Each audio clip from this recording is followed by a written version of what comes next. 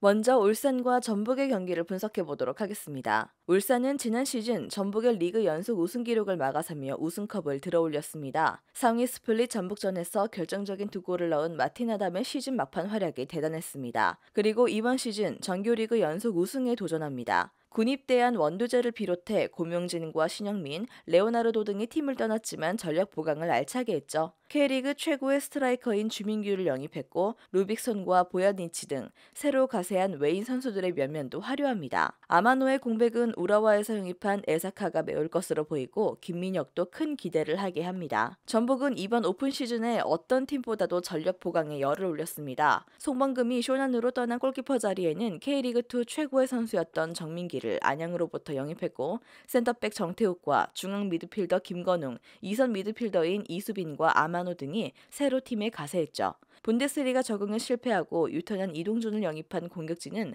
바로 후에 공백이 있지만 안드레와 하파엘 등이 구스타보를 지원할 수 있습니다. 유럽의 러브콜을 받던 조규성을 지킨 건 대형 영입 이상의 가치가 있습니다. 우승팀의 자격으로 라이벌을 홈 개막전에 초대한 울산이 공격적으로 나서 상대와 맞설 것이지만 전북이 쉽게 경기에 모멘텀을 내주지 않을 것입니다. 특히 백승호와 김건웅, 류재문 등 공수 밸런스가 안정적인 볼란치진이 즐비한 전북이 중원의 주도권 싸움을 경기 내내 이어갈 수 있습니다. 승리팀 예측과 최종 조합픽은 고정 댓글에 나와 있는 정보방에서 제공해드리겠습니다.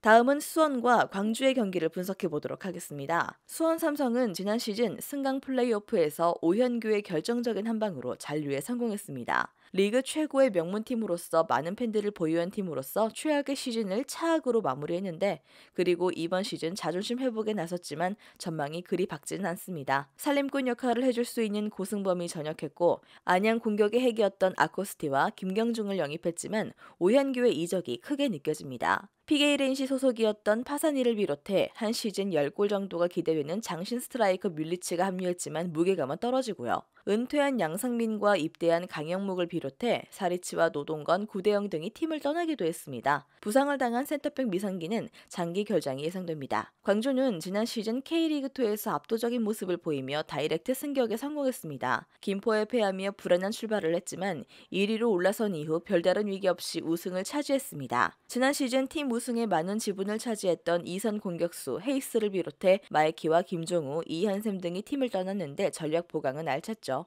신창모와 이건희 등 건실한 선수들이 합류했고 티모와 아사니 등 새로운 외인도 수혈했습니다. 산드로와 엄지성, 허율 등 최전방 공격진이 탄탄한데 브라질 출신의 토마스는 엔진 역할을 해줄 것으로 보입니다. 수원 삼성은 이적설이 나돌던 이기재를 지켜냈지만 민상기의 장기 이탈 속에 불투이스의 센터백 파트너가 다소 불안합니다.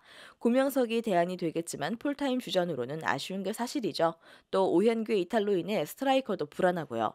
지난 시즌 리그2 MVP를 수상한 안영규를 중심으로 네덜란드 국대 출신 센터백 티모가 아시아 쿼터 아론과 수비진을 이룰 광주가 탄탄한 수비로 승점 추가를 할 수 있겠습니다. 수비진의 불안이 있을 홈팀 상대로 산드로와 엄지성, 아사니 등이 역습으로 기회를 볼 광주의 승리도 가져갈 만하겠습니다.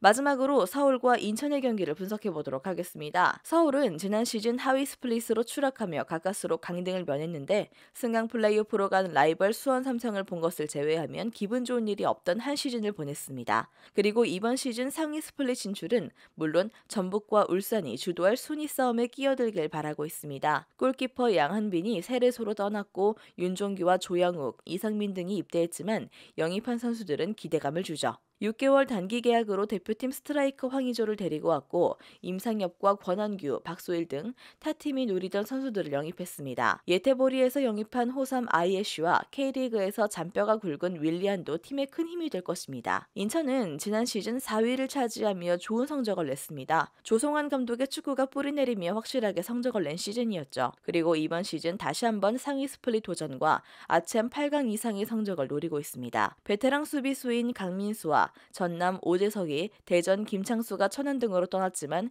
권한진과 김현수의 가세로 김동민, 델브리지와 함께할 수비 자원을 채웠습니다. 또 리그1 최고의 테크니션인 제르소를 영입해 에르난데스의 파트너 자리를 메웠고 지연학과 문지환 등 핵심 선수들이 제대 후 팀에 합류했습니다. 토트넘과 코니아스포르 등을 거친 은프코도 공격진에 활력을 더할 것이죠. 가장 눈에 띄는 건 지난 시즌 K리그 최고의 미드필더였던 신진호를 영입한 점인데 절친한 사이인 이명주와 중원을 지킬 것으로 보입니다. 인천이 이번 미디어데이에서 전북과 울산을 제외하면 가장 좋은 전력이라는 평가를 받았지만 황의조를 영입해 일류첸코와 투톱을 가동할 서울 상대로는 쉽지 않은 경기가 예상됩니다.